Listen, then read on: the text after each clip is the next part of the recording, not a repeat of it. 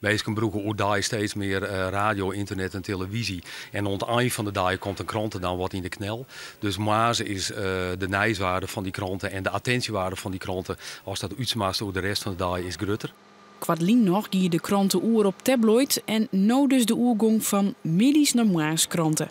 Ja, en dan binnen belangrijke financiële overwegingen. Als wij maas verschijnen, dan draaien we een grote productiestroom aan kranten in de nacht. Fries Dagblad, Ljouwerte Kranten en Dagblad van het Noorden.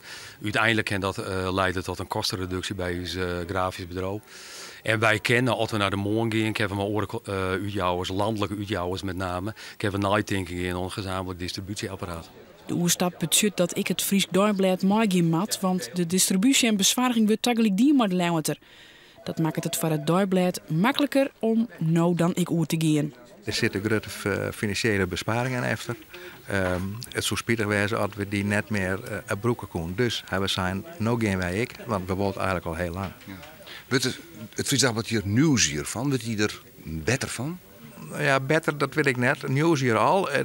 Het wordt wel wat een orenkrant. En mensen hebben denk ik het gevoel dat uw kranten dichter op het nijs zit als nou. Omdat die middagskranten, soms lezen mensen een pas om 6 uur de halve zon. Ja, en dan gaat het in uw kranten toch ook wat dingen die juster jong al gebeurd zijn. Van april 2013 zullen de Ljouwerter en het Dagblad maas verschijnen.